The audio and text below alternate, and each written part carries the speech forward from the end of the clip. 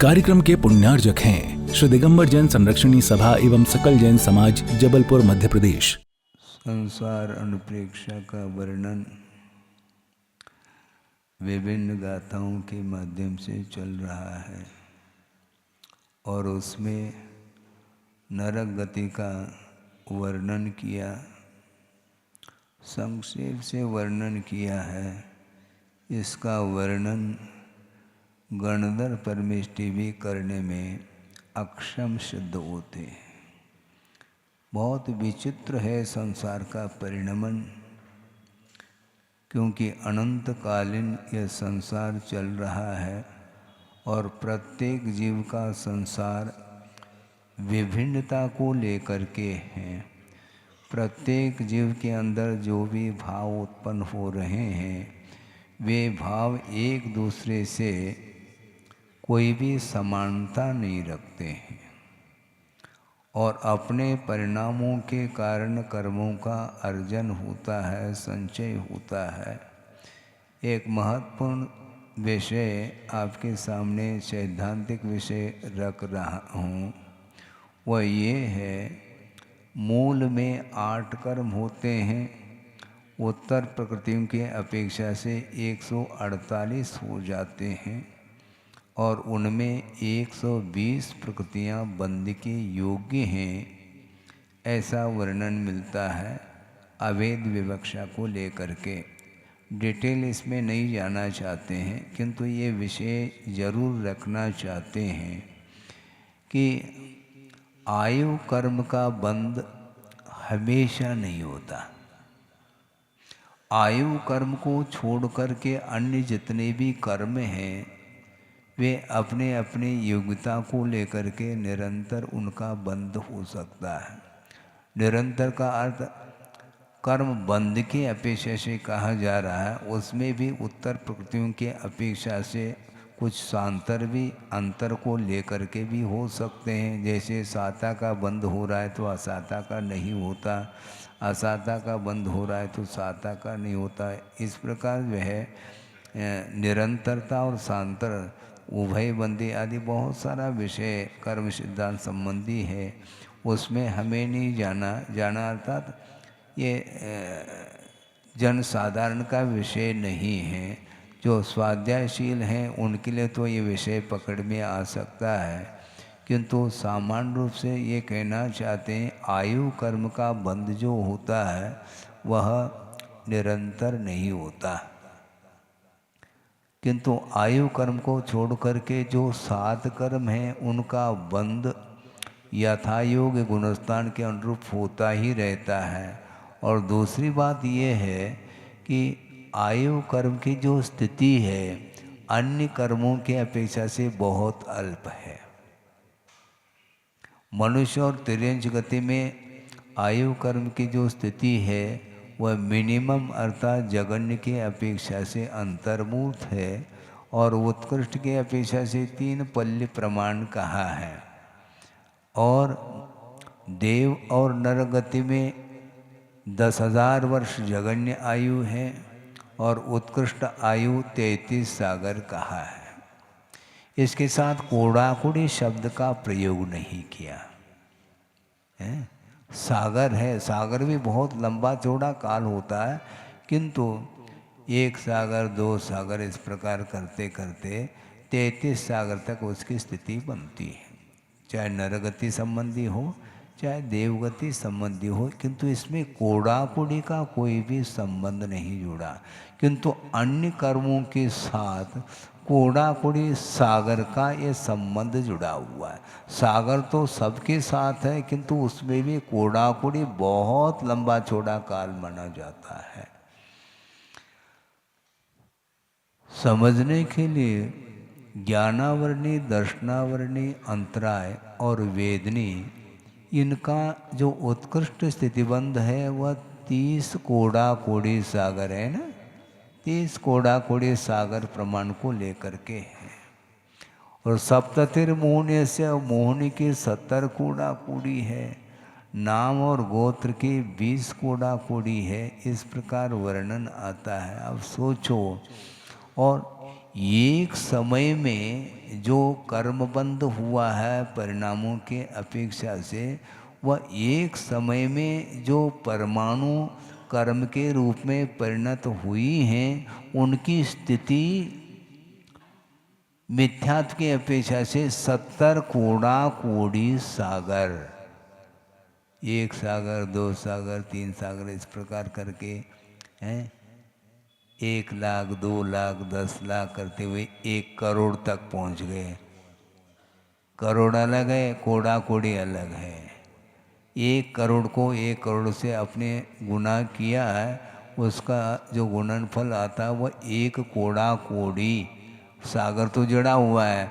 इसके साथ साथ 70 कोड़ा कोड़ी सागर, 1 कोड़ा कोड़ी में ही समझ में आ रहा है। 70 कोड़ा कोड़ी सागर की स्थिति को लेकर के मिथ्यात्व का कर्मबंध कोई मिथ्या दृष्टि कर रहा है, जो कि तीव्र संक्लेश परिणाम के साथ वह संगी पंचेंद्री कर रहा है। विस्मय की बात इसमें ये है कि एक समय में जो संक्लेश परिणाम हुए हैं उसमें 70 कोड़ा कोड़ी की स्थिति पड़ी, और मान लो वह संक्लेश परिणाम एक समय वर्ती थोड़ी, अंतर मुहूर्त तक वह संक्लेश परिणाम बने रहेंगे। तो अंतर मुहूर्त में जितने समय हैं उन प्रति समयों में 70 कोड़ा कोड़ी को लेकर के वह बंद करता चला जाता है, और संक्लेश में थोड़ी कमी आ गई तो मध्यम स्थिति पड़ेगी। पुनः किसी निमित्त से तीव्र संक्लेश परिणाम हो गए तो पुनः अंतर मुहूर्त तक वह 70 कोड़ा कोड़ी, एक अंतर मुहूर्त में असंख्यात समय होते हैं, और प्रति समय वह 70 कोड़ा कोड़ी स्थिति को लेकर के बंद कर रहा है। तो असंख्यात समय में कितने कोड़ा कोड़ी सागर हो गया, भगवान मालिक है। और इसका फल उसे मिलना है।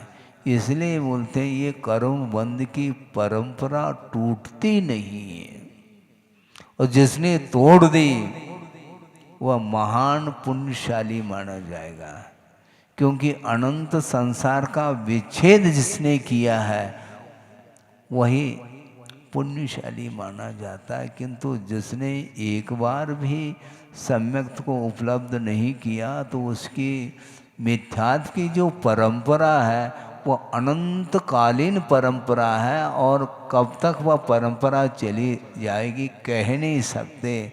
भव्य होने के उपरांत भी संसार में अनंतानंत भव्य जीव हैं, लेकिन अभी तक मुक्त नहीं हुए। होने वाले हो गए, अनंत जीव मुक्त हुए हैं इस संसार में से, किंतु अभी भी संसार ज्यों का त्यों बना है, और उसमें भव्य जीव भी शामिल है। और भव्य होने के उपरांत भी अभी तक मुक्ति नहीं मिली, तो क्या अभव्य है क्या? ऐसा नहीं, ध्यान रखो। यदि अभव्य होता तो फिर उसको मुक्ति नहीं मिलनी। हम ये पूछना चाहते हैं, अभव्य जीव का जो इतिहास है वह अनंत के रूप में है, फिर भी उसको मुक्ति मिल रही है। जैसे महावीर भगवान को, उनका अतीत काल कितना व्यतीत हुआ? अनंत काल। तो अभव्य ठहरे क्या? वो मुक्त हो गए, क्योंकि योग्यता जिसके अंदर है, रत्नत्रय को प्राप्त करने की जो शक्ति है वह शक्ति उद्घाटित यदि हो जाती है तो निश्चित रूप से वह अर्धपुद्गल परिवर्तन काल के भीतर वह मुक्त होगा। लेकिन उस अनंत संसार को विच्छेद करने की क्षमता होते हुए भी अभी तक इसने उद्घाटित नहीं किया। जिनने नहीं किया उनकी बात चल रही है। तो ऐसी स्थिति में अनंत इतिहास जो है काल के अपेक्षा से प्रत्येक जीव का व्यतीत हुआ है। वह क्यों? इसी प्रकार संक्लेश, तीव्र संक्लेश परिणाम के द्वारा वह मिथ्यात्व का बंध करता चला जाता है। इस भव में जो बंध हुआ है वह कितने भव तक वह चला जाएगा नहीं कह सकते, क्योंकि पहले हमने भूमिका बनाई है। आयु कर्म की जो स्थिति है वो बहुत अल्प हैं अन्य कर्मों की अपेक्षा। तो इसलिए आचार्यों का ये कहना है कि वस्तुतः ये विशुद्ध परिणाम जो है बहुत दुर्लभतम परिणाम माने जाते हैं, और इधर उधर के सांसारिक कार्यों में संसारी प्राणी उलझ जाता है और वह क्षण उसके समाप्त हो जाते हैं। मैं बाद में कर लूँगा, कब कर लूँगा मुझे बताओ, कोई डेट फिक्स है क्या? कभी भी अकाल में अवसान हो सकता है।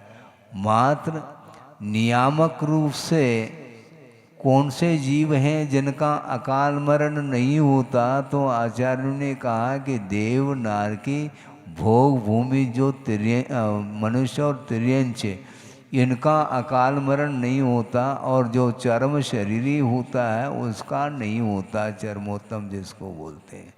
बाकी जितने भी जीव हैं उनका अकाल मरण भी हो सकता है और सकाल मरण भी हो सकता है। इसलिए मरण का डेट तारीख फिक्स नहीं। जन्म का फिर भी फिक्स हो सकता है, डॉक्टरों के माध्यम से ज्ञात हो सकता है कि अमुक तारीख के दिन जन्म होगा, लेकिन मरण के लिए क्या है, इसके उपरांत भी संसारी प्राणी को बात समझ में नहीं आती। कब आएगी भगवान जानते हैं, हम थोड़ी जान पाएंगे।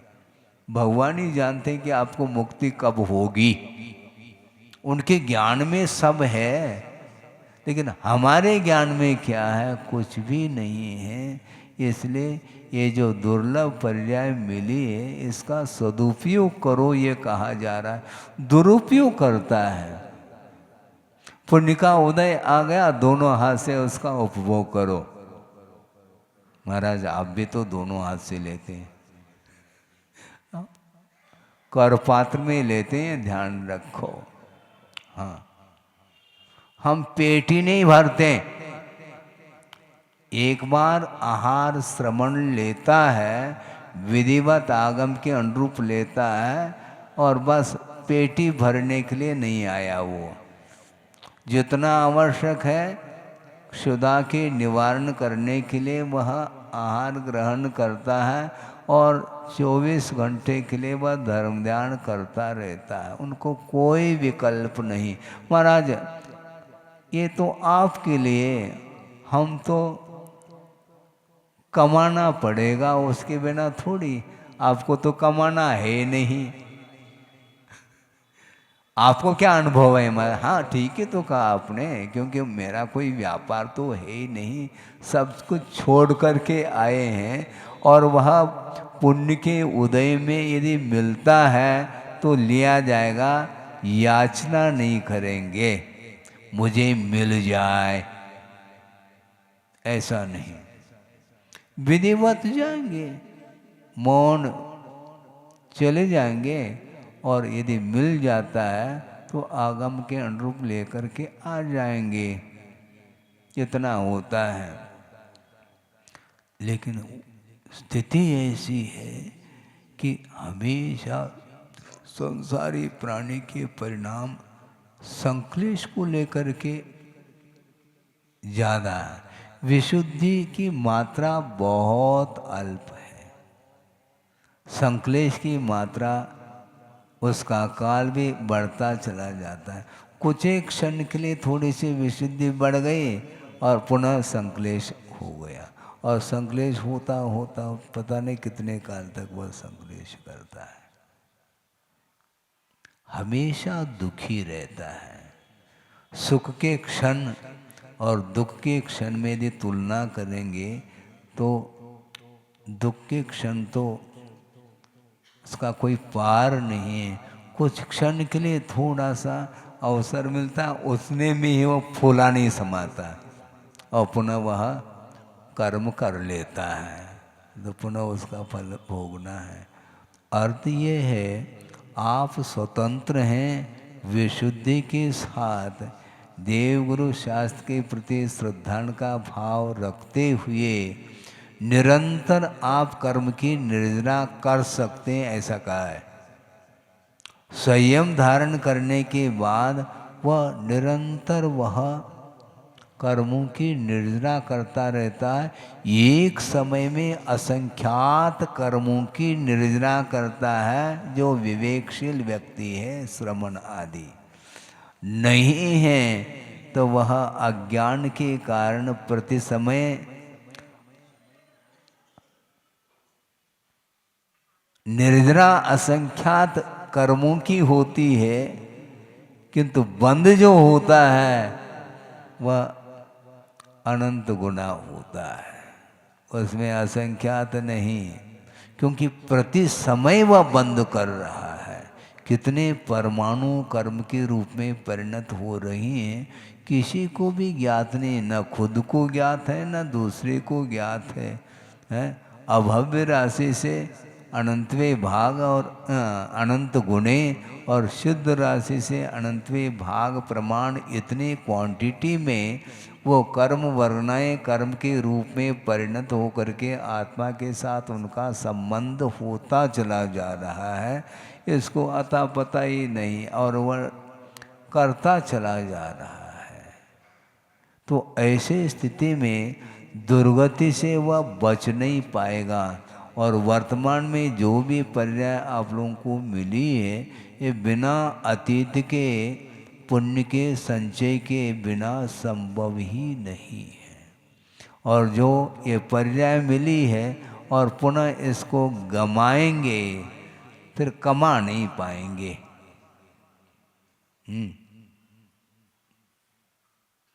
इनकम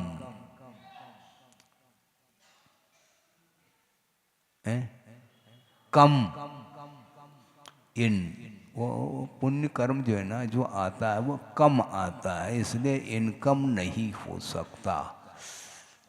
भारी समस्या है।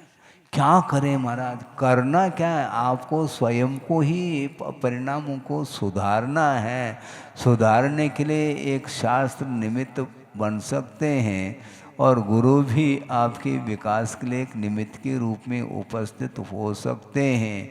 किंतु आपके भीतर यदि मान लो रुचि नहीं है तो वो क्या कर सकते हैं? नहीं कर सकते। इसलिए अन्यान्य गतियों में संसारी प्राणी ने परिभ्रमण अतीत में किया है, इसलिए तिर्यंच गति का भी वर्णन पूर्ण हो गया। अब यहाँ पर मनुष्य गति का वर्णन किया जा रहा है। एवं बहुपयारम दुखम व्यसहेद तिर्य जोड़ेषु तत्तोनि सरिदूणम लद्य अपुन्नो नरो होदी।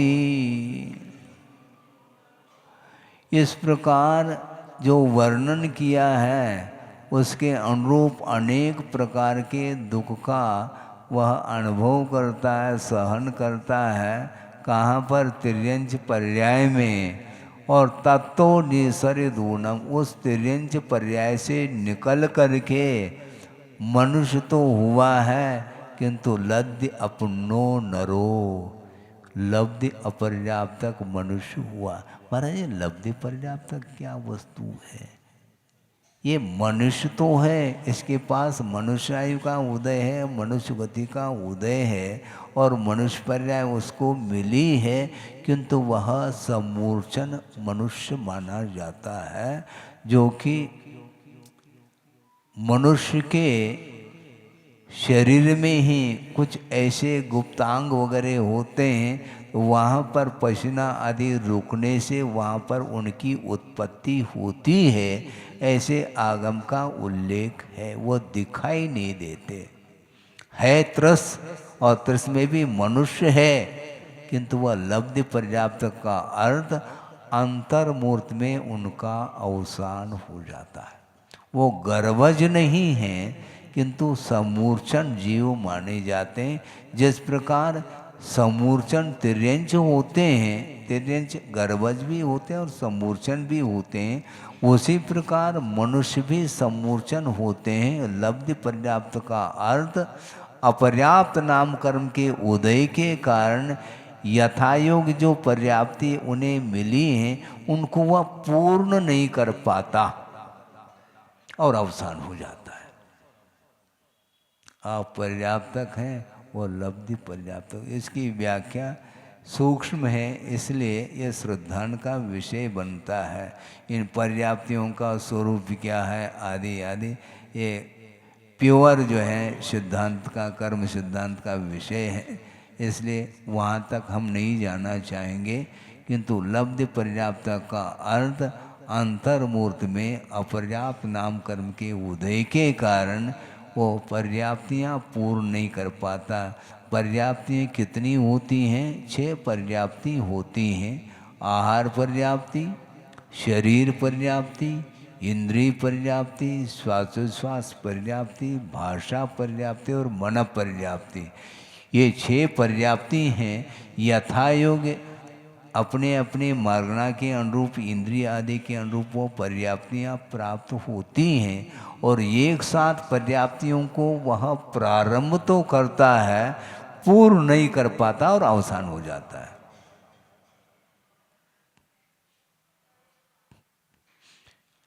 ऐसा क्यों महाराज? उतनी आयु है उसकी, उससे अधिक अल्पायु इसी को बोलते हैं। कोई गर्भ में शिशु आया, जीव आया है और गर्भ में ही वह समाप्त हो जाता है। हाँ, ऑटोमेटिक समाप्त होना अलग, किंतु किसी भी प्रकार से उसका घात करने का आप परिणाम करेंगे और उसके माध्यम से यदि वह गर्भ में ही उसका अवसान हो जाएगा तो उसका महान दोष आपको लगेगा। हाँ, एक तो अब्रह्म का सेवन हुआ और उसका जो फल है उसको भी न चाहो, गलत बात है ये। हाँ, या तो आप संयत रहते, संयम पालन करने की आपकी क्षमता नहीं है तो कोई बाधा नहीं, आपने संबंध कर लिया, लेकिन अब उसका जो फल मिल रहा है वो भी मुझे नहीं चाहिए, ये सबसे महान जो है हिंसा मानी जाती। कभी भी जीवन में ये कार्य नहीं करना चाहिए। एक संगी पंचेंद्री, उसके साथ वह मनुष्य पर्याय उसको मिली है, दुर्लभतम पर्याय को वह धारण करने जा रहा है। उसका पुण्य का उदय था और उसमें किसी भी निमित्त को लेकर के उसका पाप कर्म का तो उदय आएगा, लेकिन आपका भी पाप कर्म का उदय आया, तभी घात के परिणाम हो रहे हैं आपके। नहीं होना चाहिए। यदि वह उत्पन्न हो जाता है, यदि मान लो वह लड़का है तो वह मुनि बन सकता है, यदि नहीं है वह बालिका है मान लो तो वह आरिका बन सकती हो। उस ओर ध्यान नहीं जाता। ये वासना ठीक नहीं, अनंत संसार के लिए कारण माना गया। इस प्रकार का घात, ये संकल्प हिंसा मानी जाती है, वो ठीक नहीं है। किसी रोग आदि के कारण अवसान को प्राप्त होना अलग वस्तु है, किंतु इस प्रकार उसको, क्योंकि अब उत्पन्न होगा तो उसको कौन संभालेंगे? अरे संयम धारण करते, संयम भी धारण नहीं करना और उनके पालन की भी बात ना करो तो ये ठीक नहीं। ये असंयम, महान असंयम माना जाता है। और इस प्रकार बुद्धिपूर्वक जानते हुए भी इस प्रकार हिंसा के परिणाम होते हैं तो फिर वह भवांतर तक वह कर्म छोड़ेगा नहीं। मनुष्य पर्याय दुर्लभ है और उसको पर्याय, और दूसरी बात ये है उच्च कुल में पैदा हुआ है, उस पर ध्यान नहीं जाता। केवल वासना विषय ही सामने आते हैं, किंतु उच्च कुल में आप स्वयं पैदा हुए हैं और उसका भी पुण्य कर्म का उदय था, आपके कुल में वह आया है। इसके बाद भी यदि मान लो दया के भाव जागृत नहीं होते हैं तो निश्चित रूप से उसका पतन होगा और पुनः तिर्यंच दुर्गति नरक निगोद आदि के लिए वह कारण बनता है।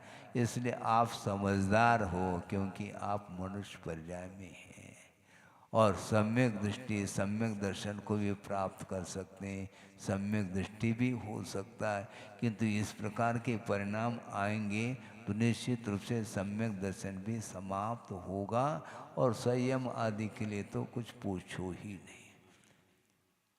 नहीं धारण कर सकता। कई इस प्रकार के प्रसंग हमारे सामने लेकर के आते हैं, उनको समझाना पड़ता है, भैया ये ठीक नहीं है, महाराज प्रायश्चित दे दो। अरे प्रायश्चित क्या वस्तु है?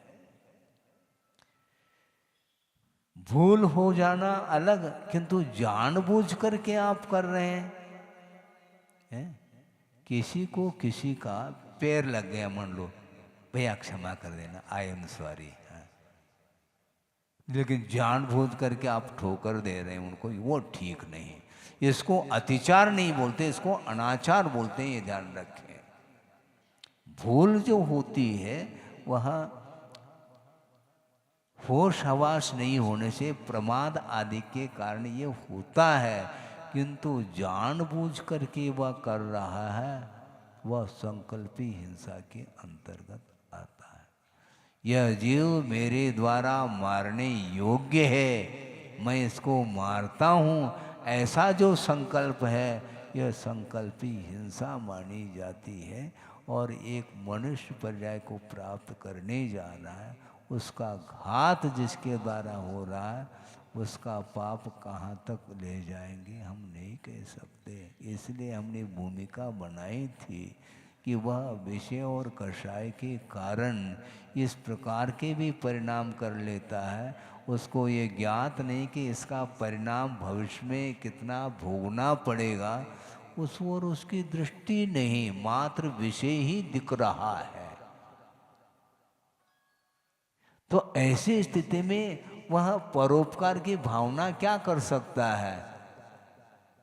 इधर परोपकार की भावना रखो और जो आया है उसका घात करो, जो गर्भ में आया उसकी रक्षा तो करो, उसके प्रति अनुकंपा का भाव होना चाहिए। सम्यक दर्शन के अंग कितने महाराज? इतने हैं, पालन हो रहा है? प्रशम, सम्वेग, अनुकंपा, न अपने ऊपर अनुकंपा है न दूसरे के ऊपर अनुकंपा है। गर्भस्थ शिशु के प्रति यदि करुणा जागृत नहीं हो रही है तो आप और कितने दूसरे लोगों को उपकार के भाव रख पाएंगे, मुझे बताओ। बहुत कठिन है। जिसको अपना मान रहे हैं उसका घात आप स्वयं करना चाह रहे हैं, ये बिल्कुल निकृष्ट पाप माना जाता है, ये कभी भी क्षम्य नहीं हो सकता। इसलिए इस प्रकार परिणाम हो भी जाते, मान लो अज्ञान के कारण, संभाल लेना चाहिए, पुनरावृत्ति उसकी नहीं होनी चाहिए, क्योंकि एक बार इस प्रकार के परिणाम होंगे तो पतन निश्चित है। और एक बार पतन हुआ फिर कितने कोड़ा कोड़ी सागर के लिए वह मनुष्य जीवन से वंचित रहेगा, ये नहीं कहा जा सकता। आगम पढ़िएगा, शास्त्र स्वाध्याय करना चाहिए, क्योंकि वस्तुतः संसार का क्या स्वरूप है, पुण्य और पाप का क्या स्वरूप है, मोक्ष क्या स्वरूप है, बंध किसको बोलते हैं, इसका यदि मान लो भान नहीं रहेगा तो अज्ञान दशा में वह कर्म करता ही चला जाता है, करता चला जाता है, वह अनंतकालीन वह उस परंपरा का विच्छेद वह नहीं कर पाता। आपको क्या करना है? संसार का विच्छेद करना है। महाराज हम सोच लेते हैं, क्या सोचोगे, कितना सोचोगे? आगम के ऊपर यदि आस्था आपकी नहीं रहेगी तो आपके कदम विपरीत पड़ते चले जाएंगे, ध्यान रखो। फिर बाद में कोई भी संभाल नहीं पाएगा। ये संस्कार आप अपने परिवार के ऊपर डालिएगा और अपने ऊपर भी संस्कार डालो, धार्मिक संस्कार। क्योंकि आचार्य कहते हैं ये पर्याय का मिलना नहीं मिलना बराबर हो जाएगा यदि आश्रव को नहीं रोकते हैं तो, और आश्रव को यदि रोक रहे हैं तो इसकी सार्थकता शुद्ध होती है। पूत कपूत हो तो का धन संचय, और सपूत हो तो का धन संचय। यदि मान लो पुत्र अच्छा निकला है तो उसके लिए कमाने की आवश्यकता नहीं पड़ेगी, वो स्वयं कमा लेगा। और जो कपूत अर्थात व्यसनी निकला है तो उसके लिए तुम्हारे कमाने से कोई प्रयोजन सिद्ध नहीं होगा, ये कहा जा रहा है। इसी प्रकार आचार्य समंतभद्र स्वामी ने इसी विषय को बहुत अच्छे ढंग से लिखा है। ये कहावत बाद में आई, पहला आचार्य समंतभद्र स्वामी ने कहा, यदि पाप निरोध हो अन्य संपदा किम प्रयोजनम, यदि पापाश्रव अस्ति अन्य संपदा किम प्रयोजनम। संपदा का अर्थ केवल धन ही नहीं लेना, किंतु जिस पर्याय से मुक्ति होती है वह बहुत बड़ी संपदा है, मनुष्य पर्याय। और उस मनुष्य पर्याय के मिलने के उपरांत भी जो पाप को रोक नहीं पा रहा है तो उस पर्याय की कोई सार्थकता सिद्ध नहीं होगी, किम प्रयोजनम। और पाप का यदि निरोध हुआ है तो संपदा की सार्थकता होती है, बाद में इसकी कोई आवश्यकता नहीं पड़ती, क्योंकि इसका पूर्णतः आपने सदुपयोग किया है। उपलब्ध जो पुण्य का जो फल है उसका निरंतर आप सदुपयोग करते चले जाएंगे तो उसी प्रकार की संपदा आपको नहीं चाहते हुए भी मिलेगी, और उसके माध्यम से आप कहाँ तक पहुँचेंगे? हाँ, पार हो जाएंगे संसार से। स्वर्ग आदि तो छोड़ो, आप हमने कल परसों ही कहा था वो तो घास फूस है, आपने बीज बोया है तो ये तो मिलेगा। कोई भी घास फूस के लिए बीज नहीं बोता, क्योंकि कुछ ऐसे भी वनस्पति हैं जिनको बीज बोने की आवश्यकता नहीं और दूब उगाती है? दूब उगाती, आपने बोया क्या घास को? नहीं। आपने ज्वार बाजरा चना इत्यादि बोया है, वह फसल आती है, उसके साथ साथ वह फल आ जाता है, उसके लिए आपने किया। इसी प्रकार जो पुण्य का अर्जन जो आपके द्वारा किया गया वो परिणाम सामने दिख रहा है। सच्चे देवगुरु शास्त्र का दर्शन कर रहे हैं आप, और जिसके पास क्षमता नहीं वो क्या करेगा मुझे बताओ? एकेंद्र से असंगी पंचेंद्र तक इतना पाप कर्म का उदय है कि उसके लिए सम्यक की उत्पत्ति संभव नहीं, उसके अंदर योग्यता ही नहीं है, और जिसके अंदर योग्यता है उसका दुरुपयोग कर रहा है। योग्यता मनुष्य भव में है, हम बाद में देख लेंगे, बाद में कौन सा भव मिलेगा तुम्हें ज्ञात है क्या? किस पर्याय को प्राप्त कर लोगे कोई भी ज्ञात नहीं, इसके उपरांत भी वह पसीजता नहीं। संवेदन बहुत बड़ी चीज है। हाँ, सब कुछ वातावरण उपयुक्त मिलने के बाद भी यदि भीतर संवेदन नहीं है, अनुकंपा के भाव, दया करुणा, ये जो भाव है यही संवेदन को सूचित करते हैं। वो भीगता नहीं, क्यों? क्योंकि अनाप शनाप जो धन मिला है करो उसका उपयोग, फिर पतन अप डाउन करता रहा है ये। और ऐसे भी जीव हैं जो अभी तक इस त्रस पर्याय को प्राप्त नहीं किए, तो उनका कौन सा पाप का उदय? वहीं पर है, कहीं से गए नहीं हो, किंतु ये है आप लोग वहाँ से निकल आए हैं, बहुत बड़ा पुण्य का उदय माना जाता है। बहुत बड़ा पुण्य का उदय माना। ये उसको क्या बोलते हैं, लाई बनाते हैं आप, ज्वार के भी लाई बनते, मक्के के भी होते हैं लाई। वो उसकी क्या प्रक्रिया, कैसे बनाते हैं उसको, रेत में, और उसमें से उचट करके बाहर आ जाते हैं लाई। आप कहते हैं हम लाई, कहाँ से लाई, कहाँ से लाई, वो उचट करके आ जाता। उसी प्रकार अनंत जो निगोद राशि है उसमें से उचट करके ये पर्याय मिली हैं, त्रिस पर्याय चिंतामणि के समान हैं, हम लोग आए हैं। अब इसका सदुपयोग करो। उसको उसकी योग्यता नहीं, और आप लोगों के पास योग्यता है, एबिलिटी आप लोग बोलते हैं, योग्यता है। इसके उपरांत वो उस योग्यता का यदि मान लो मूल्यांकन नहीं करेंगे, उसका सदुपयोग नहीं करेंगे, निश्चित रूप से गाड़ी रिवर्स होगी। किसके द्वारा, स्वयं के द्वारा।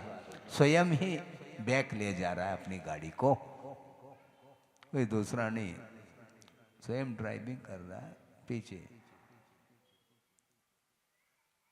इसको क्या करेंगे, समय आपका हो गया, विलंब से जरूर प्रारंभ किया था, लेकिन पौन घंटा तो हो गया, और 45 मिनट का एक पीरियड माना जाता है। हाँ, वैसे 40 मिनट का सुनते हैं, पहले 45 मिनट का था, अब 40 मिनट का हो गया, इसलिए 1 घंटे की कोई आवश्यकता नहीं। बहुत कुछ मिल गया इसमें मसाला है, मैटर बहुत सारा सैद्धांतिक विषय मिल गया, और वैराग्य के लिए ये कारण होता है। इसलिए कर्म सिद्धांत को निरंतर पढ़िए। मान लो आपको क्षोभशम नहीं हो रहा है, कोई बाधा नहीं, किंतु प्रयोजन भूत जो तत्व है उसका परिज्ञान आपको हो गया, पर्याप्त है हमारे लिए, कोई आवश्यकता नहीं। हमें गोमठ सार कर्म कांड नहीं आता, हमें लब्धि सार नहीं आता, हमें समय सार नहीं आता, हमें वो नहीं आता। भैया तुम्हें छड़ाला आता है तो पर्याप्त है। छह ढाल है, तलवार नहीं, उसमें ये ध्यान रखो ढाल है। छह ढाल है, ढाल सुरक्षा है। सामने वाला तलवार से वार कर रहा है तो आप ढाल लेकर के खड़े रहेंगे तो आपकी रक्षा होगी। उसी प्रकार एक नहीं, दो नहीं, 6 ढाल है। इसके उपरांत भी आप किधर ढल रहे हैं, समझ नहीं आ रहा हमें। ढाल ले करके भी आपका जीवन किस ओर ढल रहा है आपको ज्ञात नहीं है, तो हम कहाँ तक समझा पाएंगे। छड़ाला का भी स्वाध्याय करो, वहाँ पर भी चतुर्गति का वर्णन प्रथम ढाल में ही किया है। दौलतराम जी, हाँ, सोचो विचार करो। इस प्रकार ये सारा बहुत कुछ आगम में वर्णन आया है, यथा योग्य हमने आपके सामने विचार रखा है। मनुष्य गति में प्रवेश पाया है उस जीव ने जो परिभ्रमण करता करता अब मनुष्य पर्याय की यदि वह सार्थकता सिद्ध नहीं करता, उसका सदुपयोग नहीं करता है, तो वह परिभ्रमण कभी भी रुकने वाला नहीं। इस प्रकार इस गाथा का आशय है। बोधि समाधि परिणाम शुद्धि स्वात्मोपलब्धि शिव शोक सिद्धि चिंतामणिम चिंतित वस्तुदाने त्वामंद मानस्य ममास्तु देवी। परम पूजाचार्य गुरुवर श्री विद्यासागर जी महाराज की जय। इस कार्यक्रम के पुण्यार्जक थे श्री दिगंबर जैन संरक्षणी सभा एवं सकल जैन समाज, जबलपुर, मध्य प्रदेश।